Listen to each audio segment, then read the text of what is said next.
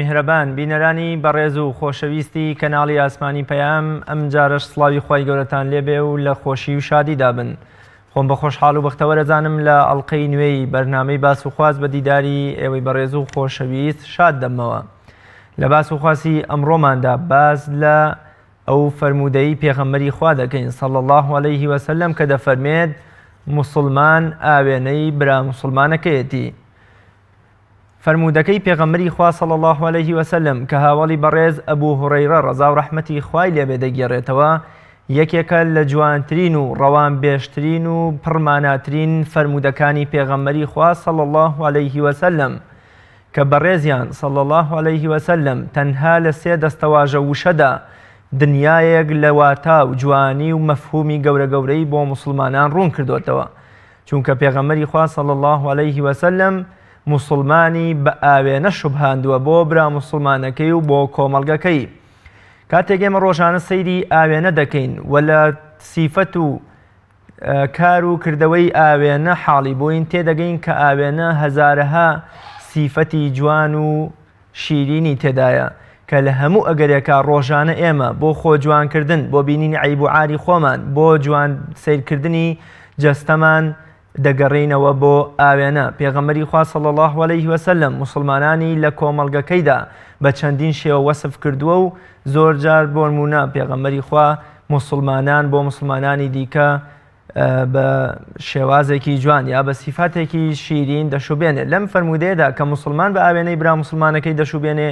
بزانین هۆکاری شوبهاندنەکە و گرنگی شوبهاندنەکە و ئەو سیفەتانە یا ئەو خاڵە هاوبەشانەی کە لە نێوان ئاوێنە و مرۆی موسڵماندا دەبێ هەبن کامانن. ئایا موسڵمانانی ئەمڕۆ توانیویانە ببنە ئاوێنەیەکی ڕوون و جوان و هەڵە و جوانی پیشاندەری کۆمەڵگەکەی خۆیان، یان بەداخەوە لە ئەمڕۆی موسڵماناندا بەداخێکی زۆرە و بەشێک لە موسڵمانان تەنها عیب و عار و لە کەوکەم و کورتی ئەوانی دیکە دەبینین، وەکو ئەو زانایی کە پەڕەیەکی سپی پیشانی یەکێ لە خوێندکارەکانی دەدا و خاڵێکی ڕەشی لە نێواندا لە ناوەڕاستدا دروست دەکا، دەڵێت تۆ چی دەبینی؟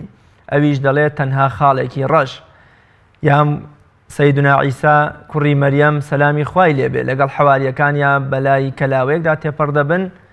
سەیر دەکەن مەڕێک مردار بۆتەوە و بۆ نوبەرامەیەکی ناخۆشی بەو شوێنەوە بەو کەلاوەیە بەخشیوە. حەواریەکانی دەمولوتی خۆیان دەگرن و دەڵێن حای لەو بۆنە ناخۆش و بێزراوە. سەیدنا عیساش هێندە گەشبین و جوانە، دەڵێن نا سەیری ددانی سپی ئەو مەڕە بکەن چەندە جوان و شیرین و لە ئاستیەکە ڕێک و ڕیزکراون. بۆ قسەکردن لەسەر گرنگی و بایەخی ئاوێنە لە ژیانی ئێمەدا و بەراوردکردنی ئاوێنە بە موسڵمانان میوانداری زۆر بەڕێز مامۆستا متەلێب زرار مامۆستای ئاینیم کردووە کە لە ستۆدیۆکانمان لە شاری هەولێر میوانی ئەمڕۆی بەرنامەی باس و خواست دەبێ. مامۆستا گیان سڵاوی خوای گەورەتان لێبێ و لە خۆشی و شادی دابن. سلاوی خوای پەروەردگار لە ئێوەش بی. مامۆستاگیان پەروەردگار موفقتان بەڵێ زۆر سپاس مامۆستاگیان، سپاس بۆ ئامادەبوونت بۆ میوانداری کە ئەمڕۆ میوانی بەرنامەی باس و خواسی. سەرتا پێم خۆشە لە فەرمودەکەی پێغەمبەری خواوە صلی الله عليه وسلم دەست پێ بکەین، فەرمودەیەکی پڕواتا و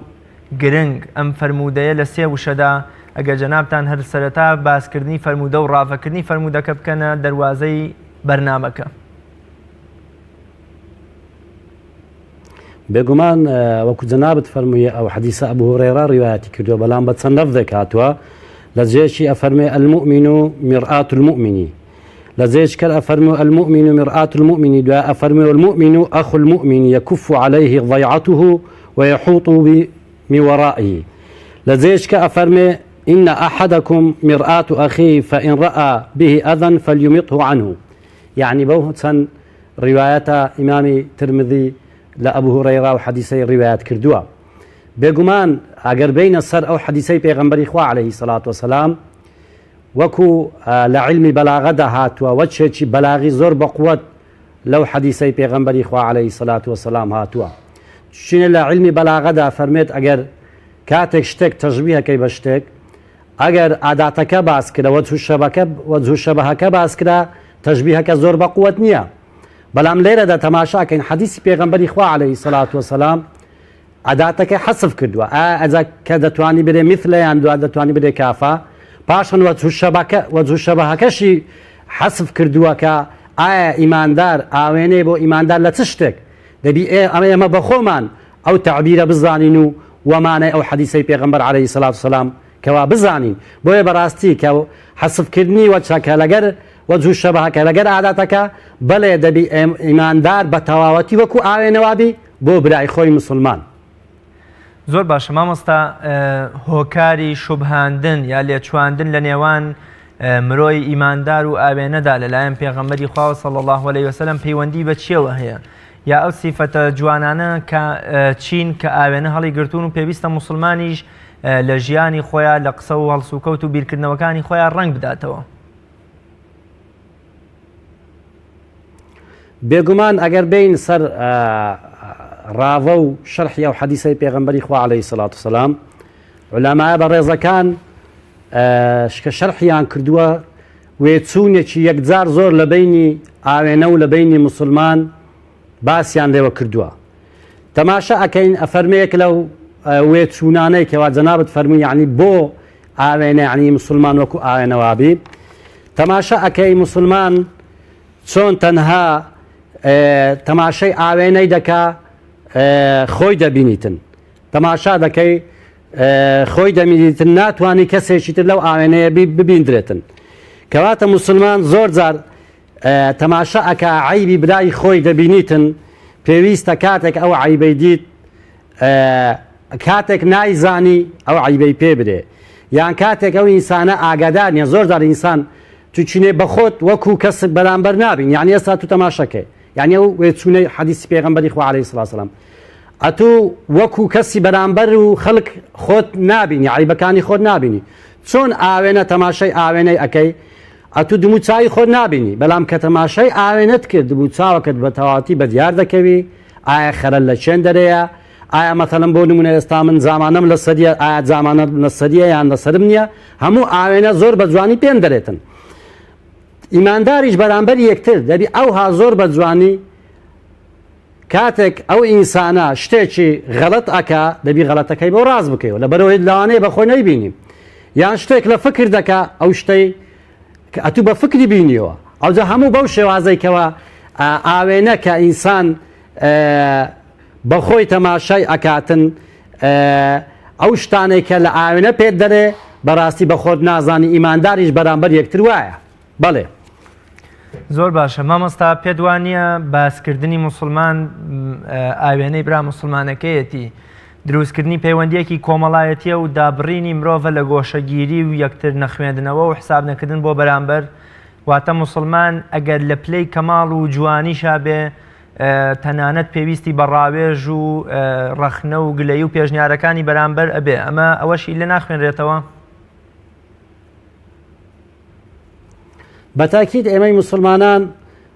پێویستە یەکتر بخوێنینەوە، حیساب بۆ یەکتر بکەین. بەڕاستی ئەگەر کەسێک لە ناو مجتەمەعێکدا تەنها ڕەئیەکانی خۆی وەربگری، تەنها خۆی لەلا قبول بی، مەتەڵەن بۆ نمونە زۆر جار ئینسان لە مەجلیسەکان لە ناو مجتەمەعدا لە ناو کۆمەلگادا عەشائیریدا لە ناو موسڵماناندا کە پێکەوە دائەنیشی کەسانێک هەیە دەوێ بەس ڕەئیەکانی خۆی فەرز بکە، یان تەنها ئەو بیر و ڕایەکە خۆی هەیتی پەسند بکە بەرامبەری تو. لە زۆر قەزیەدا هەیە مەتەڵەن بۆ نمونە ئەمن دەرێم کاکە ئەو شتە بەو شێوازە نابی، لەوانەیە ڕەئی تو زۆر باشتی، بەڵام کابرا لەبەرەوەی زۆر بە هاوار لەسەر دەکا، زۆر بەڕاستی ڕەئیەکانی خۆی تەنها بە خۆی بەکاردەینی، مشورەت بەرامبەرت و ناکە، هیچ شتێک لە تو وەرناگری، لۆی هەیە ئەو کابرا بەڕاستی لە ئاخریدا ڕەئیەکەی زۆر خراپ دەربچی، بەڕاستی وای لێبێتن یعنی مجتەمەعدا تێدا زەرەر بکە، موسڵمانان تێدا زەرەر بکەن. لەبەرەوەی خوای رب العالمین فەرمووە شاویرهم فی الأمر، کە کاتێک ئێوە ئیشێک ئەکەن لە ئەمر و ئوموری موسڵمانان مشاوەرە لەگەر یەکتر بکەن، ڕەئی بەرامبەر یەکتر وەرگرن. لەبەرەوەی خوای گەورە فەرموو موسڵمانان و ئەمروهم شورا بەینەهم، موسڵمانان کاتێک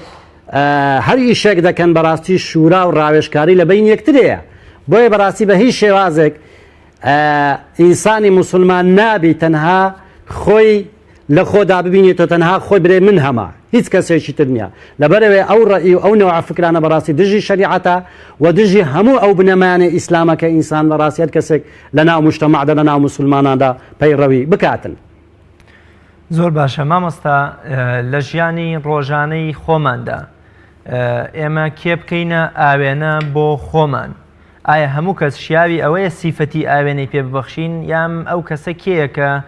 شیاوی ئەوەیە و قابلیەتی ئەوەی هەیە خۆ بیکەینە ئاوێنەیە بۆ بینینی هەڵە و کەموکورتی و جوانی و شتەکانی دیکەی ژیانمان.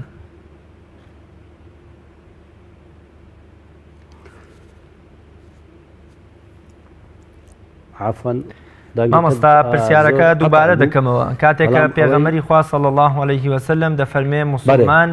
ئاوێنەی برا موسڵمانەکەیەتی. ئێمە لە ژیانی ڕۆژانەماندا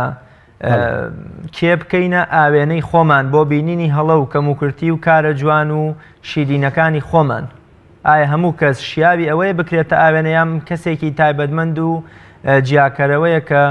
کۆمەڵی خاڵی هاوبەشی لەگەڵ ئاوێنەدا هەیە؟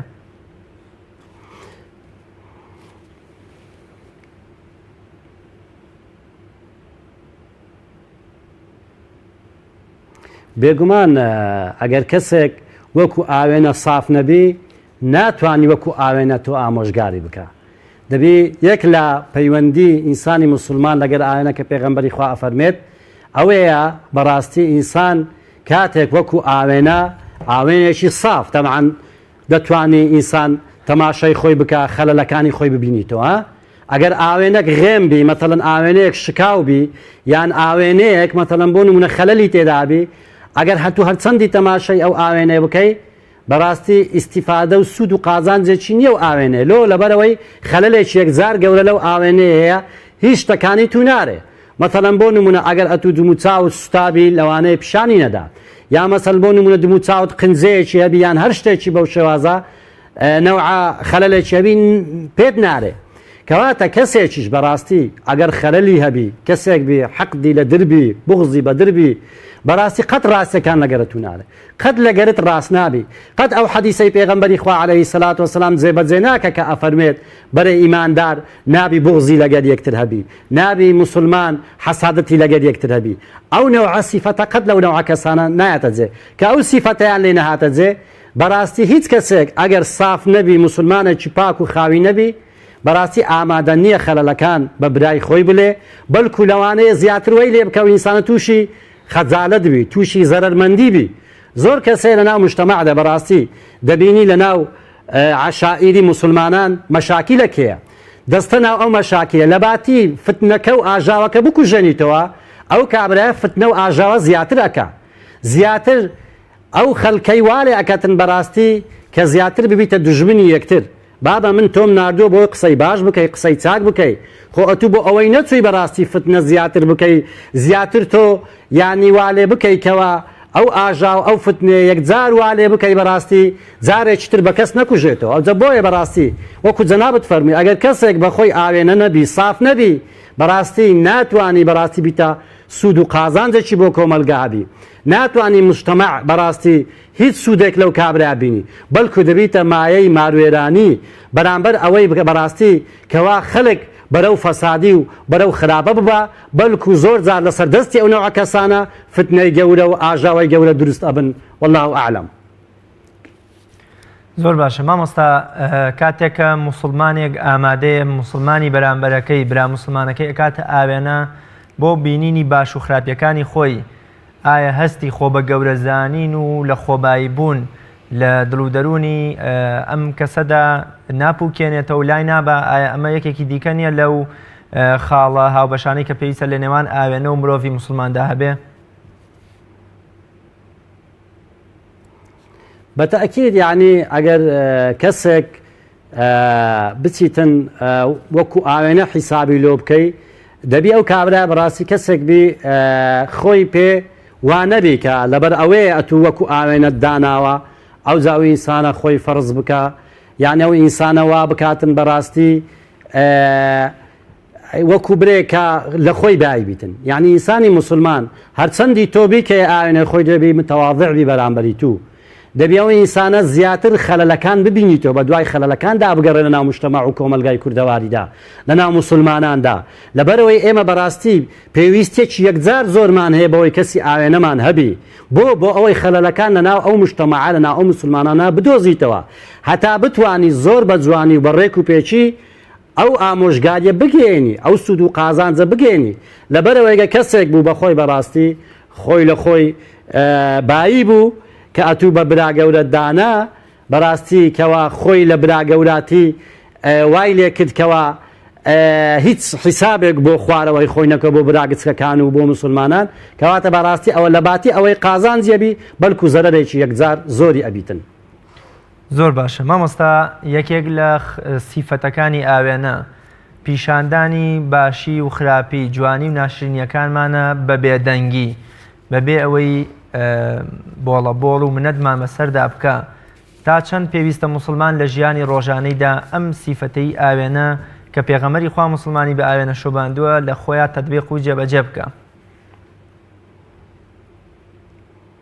بەڵێ زۆر جوانە من یەک لەو خاڵانێکەوە لەکنە خۆم ملاحەزەم لەسەر هەبوو بەرێ ئاوێنە کاتێک دەستی دەکێ بەبێ ئەوەی دەنجی لێ بەبێ کە تەماشای دەکەی ئاوێنە هەموو خەلەلەکانی تو بە تو دەرێتن بەبێ ئەوەی دەنجی لێبێ بەبێ ئەوەی ئەزیەتت بدە تەماشای خۆ دەکەی هەموو خەلەلەکان پێ ئەرێ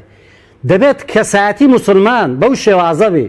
بەبێ ئەوەی بۆڵە بۆرە لەگەر بکە و جەنابەت فەرموو بەبێ ئەوەی منەتت لەسەر بکە بەبێ ئەوەی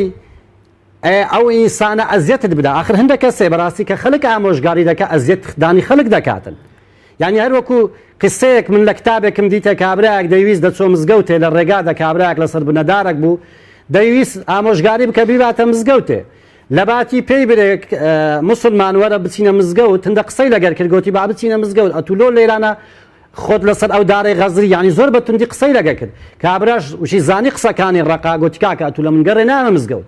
ئەویش کەلیمەیەکی ناشرینی وەکو برێت گوێدرێژی لۆ بەکاری نەگوتی دۆ کەسێکی دیارە گوێدرێژی بۆی نامزگەوت دەرێ کابرا هاتە خوارێ بە دووی کەت ئەو زەلامە دەرێ بە هەر شێوازێک بی لەبەردەستی قوتار بوو کابرای کە ئامۆژگاری کار و بەخۆی داچۆ گوتی بە قورئان ئەمنیشەکی خراپم کرد ئەمن گارەگار و بۆڵە بۆڵ و بەڕاستی ئەو کابرایم ئەزیەتدا نابە بەو شێوازە ئەمن ئەو کابرایم نەسیحەت و ئامۆژگاری کردوە هەستا ئەو جارەی بەخۆی داچۆ زۆر بە نەرمونیانی زۆر لەسەرخۆ چوو ئەو جارە گوتی فلان کەس وەلە کاکە با بچینە مزگەوت دەرێکە قسەکانی دیت نەرمونیان بوو لەسەرخۆ بوو بە بۆڵە بۆڵ نەبوو هاتە خوارێ لەگەری ڕۆیش گوتی وەڵڵاهی دێمێتر پێشی ئێستا کابراایەک ویستی بمباتە مزگەوتێ بە زۆر قسەی ڕقی بەرامبەرکردن بەڕاستی لەبەر ئەو کابرا خەریک بوو نوێژەش نەکەم بەس خوا خێرت بنویسی دەرێ کابرا دەستی بە پێکەنی نەکرد گوتی بەخوای هەر ئەمن بووم لە یەکەمین جار بەو شێوازە بەو ئوسلوبە ڕقا کەوا چووم کابرای قسەم لەگەر کرد کابرا نەهاتە سەرخەت بەڵام دوایەتر کەوا بە قسەی نەرمونیان لەسەرخۆ قسەم لەگەر کرد ئەو کابرا ئامادە بوو بێتە مزگەوت کەواتە بەڕاستی کەسایەتی مسلمان دەبی کە کاتێک ئەبیتە ئاوێنە لۆ بەرامبەری خۆی نابی ئەزیەتی بدا نابی بۆڵە بۆلی لەگەر بکە نابی ئامۆژگاری زۆر کەس بەڕاستی ئامۆژگاری یعنی خدای رب العالمین کە قسە لەگەر فرعون دەکا اذهبا إلى فرعون إنه طغى فقول له قولا لينا كخواي جورا با موسى هارون دفرمي كتسونا كان فرعون برون قصي نرمي لقرب كان يعني تماشا بکە قسەی نەرمونیانی بێ بێوڵە بۆڵ بێن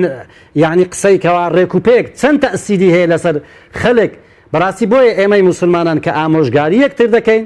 بەڕاستی وەکو خوای گەورە فەرموو ادعوا إلى سبيل ربك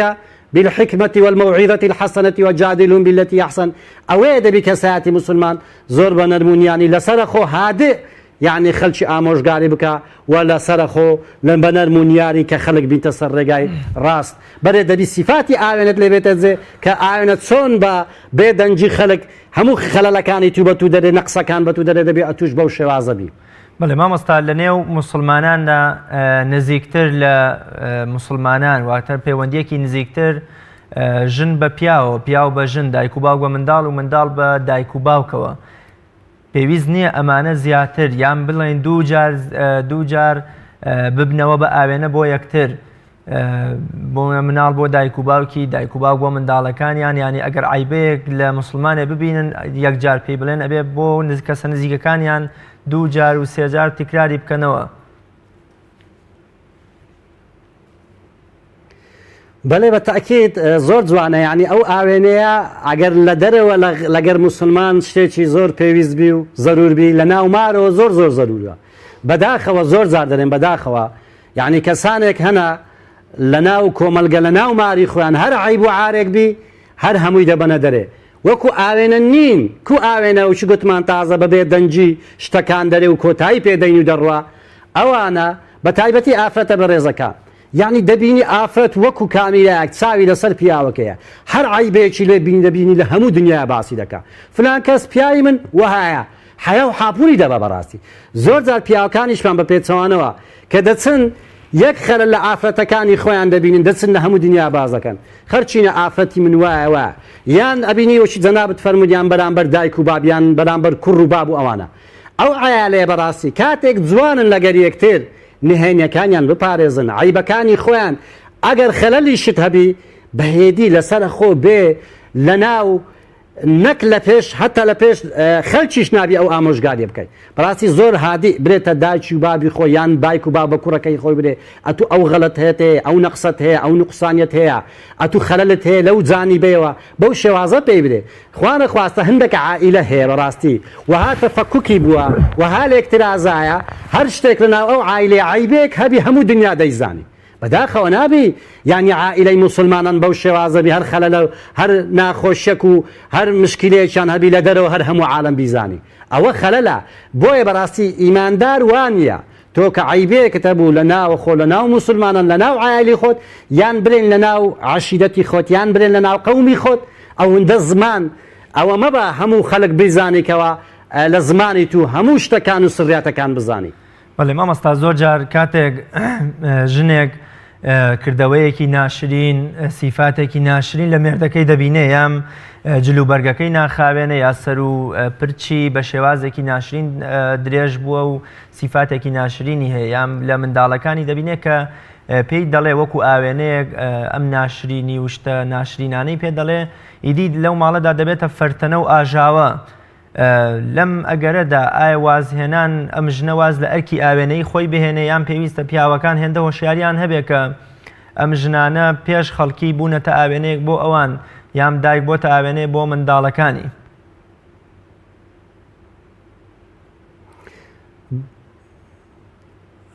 بێگومان ئێمە دەڵێن کە ئینسان لە ناو عائیلەی خۆی دەدەبیتە ئاوێنە بەڵام بە چه ئاوێنێک نەک ئەتووەکو جەنابەت فەرموود کە کاتێک ئینسان عیبەیەکی ئەبینی لە ئافرەتەکەی خەلەلێک نەقسە ینی بەشەرە خۆ ناکرێ هیچ کەسێک بێ نەقس نەبی بێ برێن بێ پەلە نەبیتن بەڵکو ئینسان کە گوتت ئینسان خەلەلی زۆرە نەقسانی زۆرە بەڵام لێرەدا گرنگ ئەوەیە دەبی خۆت بکەیە ساحێب نابی برێوەلە لەبەرەوەی ئەمن ئەو ئامۆژگاریە لەوانەیە بە گوێم نەکەیان خەڵک بزانیتەوە نا بڕۆ لەگەری دانیشە ئەگەر ئافەتی تو یان منداری تو یان دایک و باوکی تو هەر کەسێکی عایلەی تو یان خزمی تو خەلەلێکی هەیە بڕۆ لەگەری دانیشە شەرم مەکە برێکاکە ئەو خەلەلت هەیە ئەو نەقسەت هەیە بەرام نەک لە ناو عالم لە ناو خەڵک هەتا حیا و کەرامەتی ئەو ئینسانە بچی زۆر کەسێ بەداخەوە دەچیتن مەسەلەن نمونە خێزانی خۆی گامۆژگاری دەکا لە ناو خزمی خۆی ئەتوو خێزانی منی دەرێ ئەتوو ئەو عیبەتێ ئەوە ئێوە ئافرەتە ئەگەر عیبەکەشیەبی وەڵڵە واز لێ نانیتن بەڵام لێرانەدا ئەگەر ئەتوو چووی بەبێ دەنجی لەسەر خۆ بە تەنیا لەگەری دانیشتی بەڕاستی واز دەینی لەو عیبە بەڵام قنەعاتتان هەبی ئەو کەسانەی کەوا دەیانەوێ خەڵک ئامۆژگاری بکەن لە پێش چاوی خەڵک بەڕاستی ئەوە کەرامەت شکاندی ئەو ئینسانەیە ئەوە ئامۆژگاریکردن نییە پیاوانی سەلەف الصالحین یەک لە سیفاتەکانیان ئەوە بوو کاتێک خەڵکیان ئامۆژگاری کردیا بە نهێنی لەگەری دانیشتینە لێ ڕجا ئەکەین لە مسلمانی ئێمەی مسلمانی کوردستان کە کاتێک زۆر جار على ئەساس کابرا غەمی برای خۆی هەیە لە پێش چاوی خەڵک دەبینی لێی دەدا ئەوە چێ کاکە وەلا ئەوە غەڵەتە چی کردیا کاکە ئەوە چیە وەلا ئەمن نەسیحەتم کردی کاکەەوە نسیحەت و ئامۆژگارینەوە لێی دەدەی و ئەو کابرا یانە دەکەی وا کەرامەتی دەبەی بڕۆ لە پەنایەک پێی برێک ئەتوو ئەو خەلەلەت هەیە ئەو غەڵەتت هەیە ئەو نەقسەت هەیە لە ژیانی تو نابی بەو شێوازە بڕواتە سەر یعنی بەدزی پێی برێ داخۆ کابرا هەتا چ حەدێکی ئیستیجابێبی بەڵام ئەوەی ئێمە ئێستا ئەیکەین بەو نەوع تەسەڕوفات و ئامۆژگاریە بە ئاشکراییە مەسەل بۆ نمونە لە ناو مزگەوت دەبینی کابراایك غەڵەتە چی کردیا لە پێش چای خەڵک کورە فران کەس ئەرێ ئەتوو لۆ هات کرد ئەو مزگەفتە 300-400 نەفەر هەر هەموو لە عیبی ئەو کابرا دەگەن یعنی ئەوە حیابردنە بەڕاستیەوە نە ئامۆژگاریکردنە ئەوە نە ئاوێنە بوونە بەڵکو ئیهانەکردنی ئەو شخصیاتی ئەو مسلمانەیە بۆیە بەڕاستی ئینسان هەتا ئەو ڕۆژەی دەمریتن لە ژیاندا ماوە یەکتر ئامۆژگاری بکە ببیتە بە ئاوێنە واز لە یەکتر نینی بەڵام گوتم هەروچی گوتم زۆر بە سادەی و لەسەر خۆ بەهێمنی بەبێ ئەوەی خەڵک تێبگاتن. مامۆستا زۆر جار بەداخەوە بەشێک لە موسڵمانان لە ئاست دەوڵەمەند و خانەدان و دەسەڵاتدارەکاندا بە شێوازێ لە شێوازەکان کەڕوولاڵین لە ئاست باسکردنی خراپەکانیان بەڵام ئەیان بین بە ئاسماندا ئەگەر چاکەیەکیشیان هەبێ بەڵام بۆ خەڵکی هەژار و فەقیر و نەدار و داما و تەنها عیبە ئەبینین وەکوڵێ ئەبینە لەبلەبان و وتەبێژێک بۆ بڵاوکردنەوەی عیب و ئاریان لە کاتێکە ئاوێنە ئەگەر فیرعونێک بچێتە بەردەمی هەر سیفاتەکانی پێدەڵێ وە کەسێکی هەژار و شوانکارەیەکیش بچێتە بەردەمی هەر بە هەمان شێوە سیفەتە جوان ناشینەکانی پێدەڵێ تا چەند موسڵمان دەبێ پەیڕەوی ئەم سیفەتەی تری ئاوێنە بکە. ئەگەر هەر کەسێک بەڕاستی مسلمانە ئەلەو مینبەرە پێیان ئەڵێن بەڕاستی کاتێک خەڵک ئامۆژگاری و نەسیحەت و قسەی باش ئەکا دەبی فەرق نەکە لە بینی کەسێک کە دەورەمەندە مەسئولە کەسێکی فەقیر و هەژارە تۆ برێ من ئەبمە ئاوێنەوە بۆ کەسێکی فەقیر و هەژار بە دائیمی لەسەر پشتی بی قسەی پێ برێ بەڵام لە ئاست دەورەمەندەکان تێگەی کەوا خۆوارێ بکاتن کەسێک کە بەڕاستی یعنی بە هەموو شێوازێک قسەی ڕاست لەوانە ئەشێریتەوە بەڕاستی ئەوە سیفاتی ئینسانی مسلمان نییە لەبەرەوەی پێغەمبەری خوا فەرمێد عەلەیهی سەڵاتو وسەلام هەر کابرایەک لەبەر دەورەمەندێک هەر بستی لەبەر خاتری دەورەمەنداتی با بزان ئەو حەدیث سەحیحی پێغەمبەری خوایە دینەکەی بکەی ئاینەکەی بکەی سێ بەش دوو بەشی دەڕوا یعنی کەواتە ئەو کەسانەی بەدایمی تەمەلوق دەکەن لەبەر دەورەمەند و دەورەمەندکارەکان لەبەر ئەو کەسانەی کە ئەهلی دنیانە بەڵام هیچ ئامۆژگاریان ناکەن هیچ ڕۆژێک لە ڕۆژان نسیحەتیان ناکەن خۆیان کڕ و لار کردیە لە بەردەم ئەوانە بەڵام کابرای فەقیر و هەژار ناوێری جوولەی بکە لە عەردی هەموو عیبەکانی ئەوانە بینن بزانە ئەوانە بەڕاستی لە خەلەلێکی عەقیدەی زۆر زۆر گەورەدانە ئەوانە خەلەلێکی عەقیدەیان هەیە بەڕاستی پێویستە بە خۆیان دابستنەوە لەبەرەوەی کابرای مسلمان وانە کەینێ پێغەمبەری خوا عەلەیهی سەڵاتو وەسەلام چووە بەس فەقیری ئامۆژگاری کردی و بوویتە ئاەنە لەو فەقیران بەڵام کابرای دەورەمەند و ئەوانەی کەوا ڕئیسەکان بووینە وازی لە هینانە پێغەمبەری خوا عەلەیهی سەڵاتو وسەلام کە ئامۆژگاری کار بووە هیچ فەرقەیەکی نەکردیە جیاوازیەکی نەکردیە لە بینی ئەگە کەسێک دەورەمەند بووە کەسێک مەسئول بووە کەسێک هەژار بووە هەر هەموو وەکو یەک حیساب کردووە بۆ ئەوەی یعنی پێغەمبەری خوا عەلەیهی سەڵاتو وەسەلام هەر کابرایەک کە کاتی ئەوەی هاتووە ئامۆژگاری بکە ئامۆژگاری کردووە فەرقی پێ نەکردووە دەورەمەند بی هەژار بی کەسایەتی بی ڕئیس عەشیرەت بی هەر هەموو وەکو یەک حیساب کردووە کەواتە ئێمەی موسڵمانیش بەڕاستی دەبی ئاگامان لەوەی بی نابی چاومان لە ئاست فەقیر و هەژارەکان کراوە بی بەڵام لە ئاست کابرای دەورەمەند و ڕئیسەکان بەڕاستی چاومان بنووقێنین هیچ خەلەلێک و نەتوانین نوتقەیەکی بکەین بەرامبەر ئەوانە بەداخەوە کەنجی ئینسانی مسلمان وان نییە ئینسانی مسلمان دەبی بە جورئەت بی هەموو کاتێک قسەکانی خۆی بکە لە هەموو مەیدانێک لە هەموو شوێن و جێگایەک بەڵێ مامۆستا لە پێشەکیەکەدا گفتوگۆیەکی نێوان سەیدنا عیسای کوڕی مەریەم و حەواریەکانی باس کرد کە ئەمان تەنها بۆنی ناخۆش و بێزراوی مەڕێکی مردارەوە بوویان بیست بەڵام سەیدنا عیسا لەگەڵەوەشدا ددانە ڕێک و ڕیزکرا و سپیەکانی ئەو مەڕەی بینی یەکێکی دیکە لە سیفەتەکانی ئاوێنە بینینی جوانی و ناشرینی خراپی و باشی باڵا بەرزی و باڵا کورتیمانە دەبێ ئێمەش لە ژیانی ڕۆژانەماندا تا چەند پەیڕەوی لەم سیفەتەی تری ئاوێنە بکەین کەسێک خراپەیەکی هەیە و باشەشی هەیە مەگەر بڵێن کەسێکی وەکو ئیبلیس تەنها هەر خراپەیە بێ و باشەی نەبێ ئینا زۆر کەس ڕێژەیە خراپەشی هەیە و باشەشی هەیە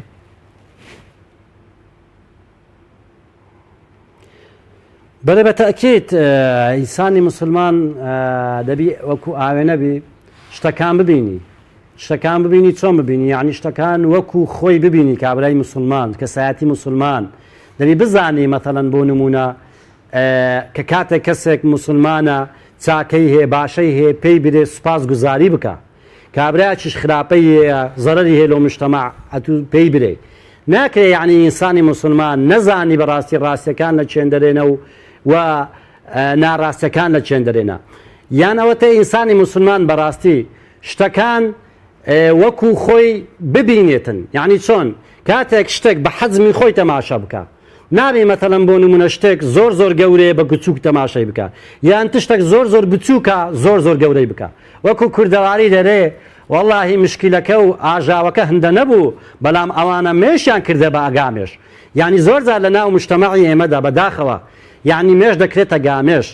یعنی وای لێ دەکرێت کەوا تشتی زۆر بچوو گەورە دەکرێتن ئەوجا ئێمە بەڕاستی شتەکان وەکو خۆمان ببینین پاشان کەسێک بەڕاستی دەبینین هەندە کەسێ ئەوەندە ڕەشبینە ئەوەندە وەکو ئاوێنەی سافوە نییە یعنی دەبینیتن کابرا باشەی هەیە خراپەشی هەیە هەمووی بە خراپە لۆ باز دەکا دەرێو کابرا بەس خراپەی هەیە قەت باشەکانی نایەتۆ یاد یعنی بەداخەوە کابرای مسلمان کاتێ من دەبینی دەرێ مامۆستای بەڕێز ئەتو ئەوەندە خراپێتێ بەرام چاکەکانین ئەویش هە بە خراپە دانەنێتن برێکاکەوە لە خراپەکانیشت ئەو هەیە بەو نەوعەیە بەڵام باشەکانیشت جێگای سوپاسگوزاریە دەبی بە جوانی ببیندرێتن خراپەکانیش بە جوانی بە ڕێک و پێچی ببیندرێ باس و ئامۆژگاری لەسەر بکرێتن هەتا کۆی ئینسانە واز لە خراپەکان بینی بەردەوام بی لەسەر چاکەکان. زۆر باش مامۆستایەکێکی دیکە لە سیفەتەکانی ئاوێنە کە پێویستە موسڵمان لە خۆیان جێبەجێ بکە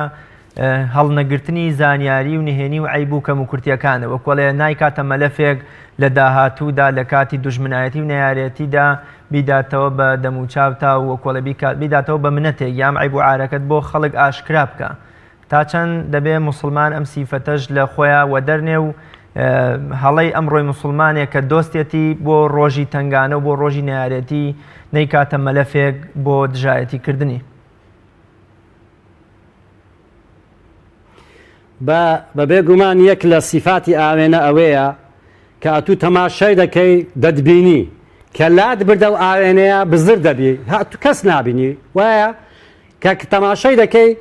یعنی دەتبینیتن زۆر بە جوانی پیشان دەدە کە لات برد تۆ لە بیر دەکا و نەبی تەسویری تو ڕسمی تو ببە لۆیەکەشی پیشان بدە مسلمان دەبی بەو شێوازەی بی کە پێغەمبەری خوا عەلەیهی سەلات وەسەلام کە باز دەکە بەڕاستی ئێمە ئەگەر بە کتابێک بە چەندەها وتار بەس لەسەر حەدیسی پێغەمبەری خوا بڕۆین تەشبیهی مسلمان بە ئاوێنە قەت کۆتایی نایە بەڵام تەماشا ئەکەی ئاوێنە دەڕوا ناوی تو ڕسمی تو وێنەی تو سجلنیە لە ناوێنەکە دەڕوا ئینسانی مسلمان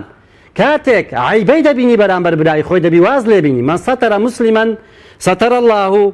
عەلەیه فی الدنیا والآخرە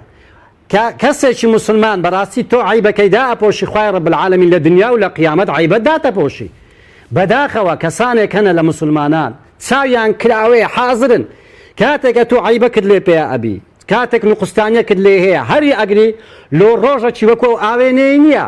ڕاست لەسرت بەکاردەنی فران کەس لە فران ڕۆژە ئەتوو عیبت وابوو حیا و ناموست دەبە لە ناو خەڵک يعني كاتێکیش ئەو نوع کەسانەی عیبی خەڵک بەراو دەکەنەوە والله قناعەتان هەبی خدای رب العالمین ئەوە نەسی حەدیسی پێغەمبەری خوا عەلەیهی سەلات وەسەلام ئەفەرموێ کە پێغەمبەری خوا ئەفەرمێت ئاگادار بن ئەی ئەو کەسانەی کەوا بە زبان ئیمانتان هێناوە بە دڵ ئیمانتان نەیناوە ئاگادار بن مسلمان بە عیب و عار مەکەن بە دوای عەورەتیان مەگەڕێن عیبیان مەکەون لەبەرەوە هەر کابراەک بە دوای عیبە و عارەی خەڵک بکەوی خدای رب العالمین یعنی بەدوای بکەوی چ وەکو جەنابت فەرموون ڕۆژێک دادێ بەکاری دەنی دەرێت و عیبەتەیە دەیکەتە مەلەف لەسەری ئیلا خدای رب العالمین فەزیحی دەکا ئیلا خدای رب العالمین وای لێ دەکاتن حەیای دەچیتن ئەگەر لە ناو ماری خۆش خۆی بشێریتەوە ئەگەر بچی لە ئەشکەوتێک خۆی بشێریتەوە لێ نەگەڕێ هیچ کەسێک بیبینی دەبێ ئیلا ئەوە وعدە خدای رب العالمینە کە لە حەدیسی پێغەمبەری خوا داهاتوە لە ناو ئەشکەوتیش بی خدای رب العالمین وای لێ دەکا و ئینسانە حەیای بچیتن ئەو ئینسانە دەبی عیب و عاری بەگۆڕێ وەربی کەواتە خۆشەویستان قەت بەدوای ئەوەی مەبن ئێوە کە عیبی خەڵک برێن بقەت بەدوای تەماحیتان لەوەی نەبی عیبی خەڵک بنوویسنەوە لە ڕۆژێکدا بەکاری بین کە ئەو کابرایە یعنی پێویستی بەتووە ئەتو یەکسەر عیبی لێ دەدەێت فلان کەس ئەدێت و فلان ڕۆژەی وار نەکرد ئەدی لە فلان ڕۆژەی زەلامەکرد نەکوش ئەدی لە فلان ڕۆژ ئەتوماری فلان کەست نەخوارد ئەو هەموو مەلەفانەی کەوا لە بینی تو ئەو کابرایە بۆ هەر هەمووی بەگۆڕێ وەردەکەی کەواتە خۆشەویستان کابرای مسلمان نابێ و هەبێ سیفەت بی دەبی وەکو ئەو ئاوێنەیە بی کە ئاوێنە ڕۆیشت هیچ ڕسم و وێنە هیچ کەسێک سجل ناکە دەبی تۆش کە لەکن مسلمانی خۆت بەڕاستی ڕۆیشتی دەبی عیبەکانی ببێ ناو قبر دەبی هەموو شتە سڕیەکانی ببێ ناو قبر نابی ڕۆژێک دابێ ئەتو ئەو سڕیاتانە بەڕاستی بەکاری بینی و لە ناو خەڵک باسی بکەی ئەگەر وابوو بەڕاستی تۆ مسلمانی بترسێ لەوەی کە ئەگەر تو ئەو نوع سیفەتانە توابی خدای رب العالمینیش بەڕاستی وە لە تو بکاتن کەوا لە پێش چاوی خەڵکدا بەڕاستی کەوا لکەدار بکرێ و عیبدار بکرێ. بەڵێ مامۆستا ئاوێنە سیفەتی بەردەوامی واتە سز نەبوون و سارد نەبوونەوەی هەیە لە ڕەخنەگرتن و پیشاندان. ئەمڕۆ سبێ و دووس بەی بڕۆیتە بەردەمی بە هەمان زمان ئەگەر هەمان سیفەت و لەکە و عیب و عارت پێوە بێ هەر هەمان قسە دەکات وەکوڵێ تەنازول لە حەقی خۆی ناکە.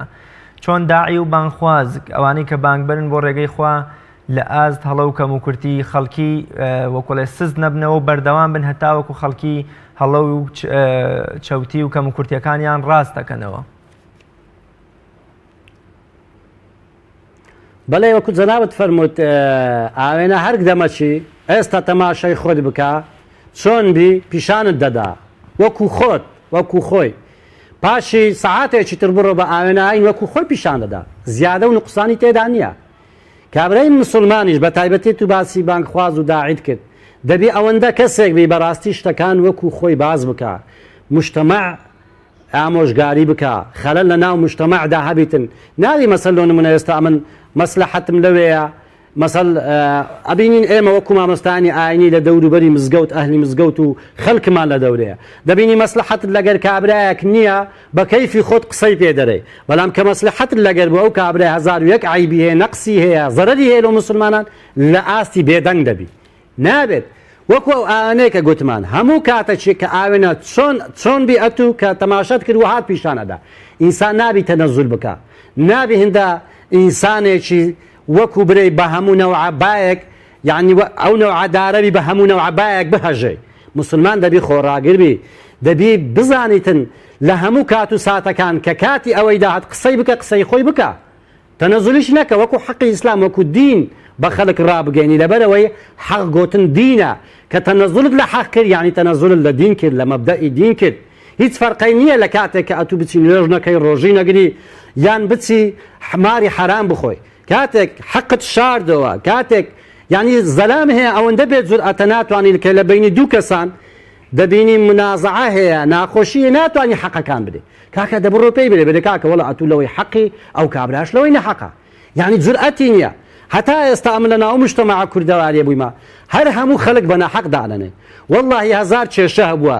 هزار مشکل هەبە لە بینی مسلمانان کابرا هاتە کنە من دەرێ هەردووک ناحەقن ئەوی دەرێ هەردوو ناحەقن کو دەبیتن هەموو کێشەیەک لە ژیانی بەشەریەتدا هەر هەمووی ناحەق بی کاکە ئەتکا فلانکەس غەدری لە فلانکەس کردیا بە نوێژەنی وڕانێ وەڵڵا 1001 نەوع موسیبەتی بەسەرینە دە خەڵک پێ برێ کاکە ئەوە غەلەتە لۆ خۆی لێ بێدەنگ دەکەن یعنی لە چ دەترسێ زۆر ئەتوو لەوەی دەترسێ کابرا بینی لەگەرە تو تێکە چی یعنی ئێمە بەڕاستی زۆر جار مجتەمەعێک و مسلمانی ئەوەندە بێ مووقیفمان هەیە ئەوەندە زەعیفمان هەیە جورئەتی نییە لێک مووقیفی دەربڕێ کاکە وەڵا ئەتوو لە فلان تشتەی وەڵا حەقی مامەستا فلان کەس نەحەقە هەر دێتە کنم وەڵا مامەستە بەڕاستی فلان کەس وەڵا غەدری لە تو کرد دەستە کنەویش وەڵا مامەستە غەدری لە تو کرد کاکە دووڕیەت چییە یعنی کەینێ یعنی تۆ ئەو سیفەتەی ئاوێنەت هەیە ئەو دووڕیەت چییە پێت بەرێ مامۆستای بەڕێز ئەتۆ عیبەت هەیە فران کەس ئەتوش لەو شتەیدا عیبت هەیە زۆر بە جوانیت ئەگەشتەکان هەموو عالەم هەموو خەڵکی مسلمان کە بە جورئەتەوە قسەی کردو و حەق و نەحەقی لێ کردووە بەڕاستی حالمان بە ئەوڕۆ نەردەگەیشت کەوا هیچ کەسێک نازانی ژیان و میساری مجتەمەعدا بە چ شێوازێک چووە بەڕاستی بەڵێ مامۆستا هۆکاری بە خەیرە ئوممە ناساندنی ئومەتی محەممەد صلی الله عليه وسلم ئەمر بە چاکە و نەهی لە خراپەیە بە ئاوێنەبوونی مسلمان یان بەکارهێنان یان تیادەت بێکردنی سیفەتی ئاوێن لە ژیانی مسلماناندا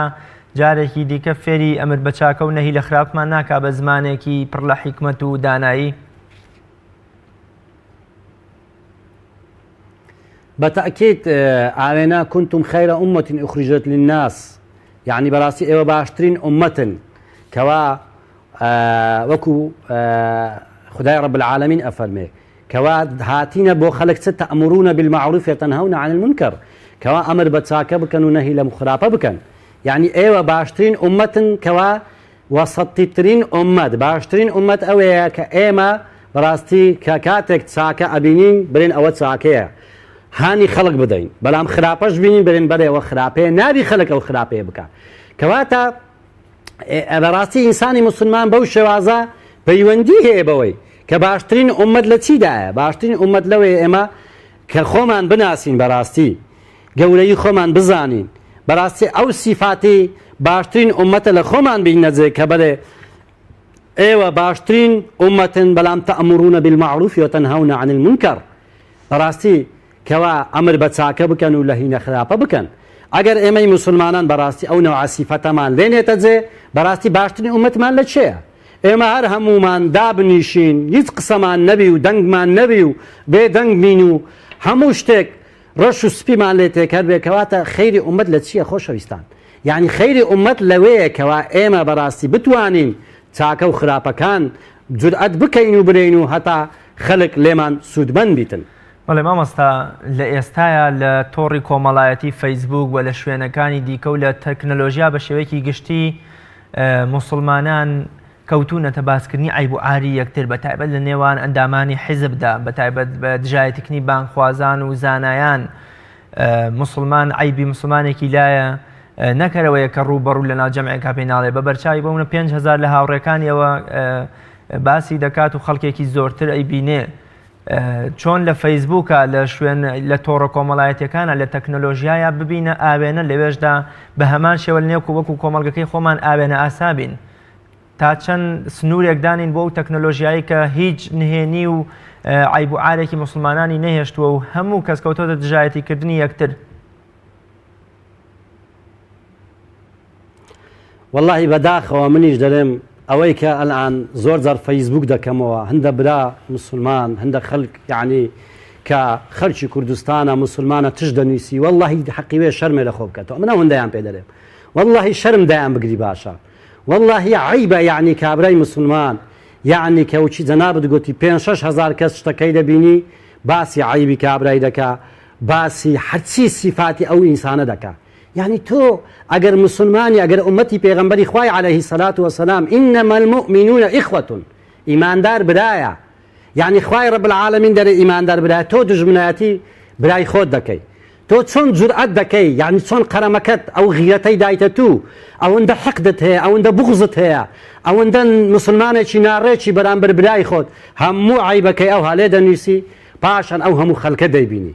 بداخەوە یعنی ئینسانی مسلمان کەینێ پێغەمبەری خوا عەلەیهی سەلات وەسەلام وا بووە کەینێ پێغەمبەری خوا عەلەیهی سەلات وەسەلام هەتتا کافرەکان ئەبوو جەهل و ئەبوو لەهەب هاتیە لەناو مسلمانان باسی عیبەکانیان بکە باسی خێزان و ناموسیان بکە باسی ئەو نەوع شتانە بکە بەڕاستی دەیبینی لەناو ئەو فەیسبوکەوە ئینتەرنێتە بەڕاستی شتی قێزەون و بێزت لێ ئەبیتە بەڕاستی پێم سەیرە ئەوانە کۆستنە مزگەوت نوێژەکەن چۆن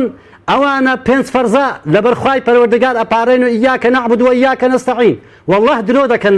لەگەر ئەو کەلیمێ ئەگەرە تۆ خۆ ئەپەرستی ئیاکە نەعبود و ئیاکە نەستەعینت هەیە تۆ چۆن دەی لە پێش چاوی ئەو هەموو بەنووسین عیبی فران کەس لە ناموسی لە عەرزی یعنی ئیهانە پێکردنی زەلامی دەبینن یعنی بە شێوازێک یعنی دەیکەنە گوێ درێژ دەیکەنە بەراز دەیکەنە سەگ ئەوە ئەتوو کەیفت بە من ناوام لێ دەکەی يعني او نوع تصرفاتنا اخلاقي مسلمانيه يعني پیغمبري خو عليه الصلاه والسلام براسي كباسي مسلمان دكا ليس المؤمن بالتعاني ولا اللعاني ولا الفاحش ولا البذي ايمان دار زماني جن فروشنيه طعن اهلي تعنيه قصي رقناك قصي بروبوتناك بداخه ونوع كسانا شرميان بخوبي براسي اگر مسلماني نقيناك كابر بري من مسلماني ما براسي منافقم يعني اوتي كافرم بكيف خو هرچی داره بره بلام اتو اهلی نوێژی اهلی مزگەوتی اهلی جماعتی لخوا اترسی داره لوانه زورت عمره هینابیتو یان لناو لا زاروی لدوروبری بیت او نوع زینه اده کابرای مسلمان يعني تو چۆن هانە ئەبی کەواتە ئێمە مسلمانان ئەو کەسەی خۆی بە مسلمان دەزانی دەبی ئەو سیفەتەی پێغەمبەری خوای لێ بێتێ ئەگەر نا بەڕاستی مسلمان نییە. زۆر باش مامۆستا کۆتا پرسیارم کە پێغەمبەری خوا صلی الله علیه وسلم پەیوەندی نێوان دوو مسلمان وەکو ئاوێنە دەشوبێنە یان پەیوەندیە دروست دەکا ئەم پەیوەندیەکی تاگلایەنە نییە واتە نێوان ئاغا و سەپان ئاغا و کۆیلە نییە کەسێک کە کاتێک کە من پێویستم بە ئاوێنەی مامۆستایەکی ئاینی زانایەک یان بانخوازێکەیە دەبێت ئەویش بە هەمان شێوە پێویستی بە ئاوێنەی منێکە بێ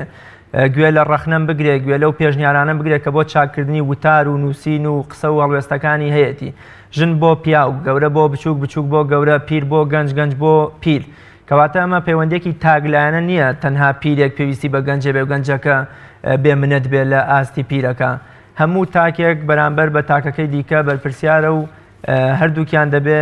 پەیوەندیەکە دوولایەنە بکەن جەنابێت بۆ ئەمە چیڵێ زۆر بە کورتی سوپاس دەکەم. بالتأكيد يعني جنابت فرموت صفاتي آوينا أويا براستي كوا إنسان هردو تواوكري يكتربي يعني شون يعني توت برامبر براي مسلماني خود كوكو آوينا دبي أو شو وكو تو آوينا بي يعني لينا أنا دا إما زور زار دبينين كسانة كان بس آموشگاري خلق دكن بلام آمادانينا لبرامبر أويتر جير رابقرن يعني تو هر بخود ببيع أنا لو خلق نصيحة بكذا برامبريش خوشت أمن زور زار قلتيتم لمزجود كاك أجر رخنت عن هيلا نيرش دريش لخد بي دريش لخد بي يعني برك وكو بلي زور هرتي هي بلين يعني أمن سينكم كلاوية زور زار بيان دارم أوز خلقك دري ما مستا ولا كرد بيان خلقك دري دويش ما مستا خد بك توزك بوش وعزي بدي إنسان وابي نابي هر خوي تنها بري أمن تنها آموشگاری كرم نابي كس آموشگارين بك ناكل يعني او نوع صفه براسي كا اگر وابو براسي ناو مجتمع وكوملگاي مسلمانان پشي دكوي تنها خود با آموشگاري بزاني خلچش آماده نبي رخنت لي بگديو آموشگاري بكي بو پيويست هر همومان چون پیاو آموشگاري افرد دكا دبي او پیاو آماده شيته داري خێزانەکەی ئامۆژگاری دەکات چۆن کوڕەکەی خۆت ئامۆژگاری دەکەی ئەگەر ئەتوش خەلەلت هەبی زۆر زار پیاو بەخۆ خەلەلی هەیە یعنی برادری قۆڕ و بێمەعنا و کە ئەهلی عەرەق بەڵام کوڕەکەی متەدەینە دەبی گوێ لە کوڕەکەشت ڕابگری کە ئەویش ئامۆژگاری تو دەکات هەنەرێ وەلەوە کوڕێ منە دەبی ئیلا ئەمە قسەی لۆی بکەم وەڵا دەبی ئامادە بی کوڕەکەی توش قسەی لۆ تو بکات هەر یعنی بەو شێوازە ئەگەنا بەڕاستی مجتەماع پەچی دەکەوێ مجتمع وای لێدێتن تەنها مەجموعە کەسێک ئامۆژگاری کار بن و تەواو خەڵکانێکی تر تەنها گوێگر بن کەوا ئەو منەوە مجتمع بەرەو پێشکەوتن ناچی والله ئەعلەم. زۆر باشە زۆر سپاس بۆ بەڕێز مامۆستا متەلیب زراری مامۆستای ئاینی کە لە ستۆدیۆکانمان لە شاری هەولێری پایتەختی کوردستانەوە میوانی ئەمڕۆی بەرنامەی باس و خواست بوو. زۆر سپاس بۆ ئێوەی بەڕێز و خۆشەویستیش بینەرانی ئازیز و خۆشەویست کە تام ساتە بینەری بەرنامەکە بوون تا بەیەگەیشتنەوەیکی تر بەخوای گەورەتان سپێرم خواتان دەگەم.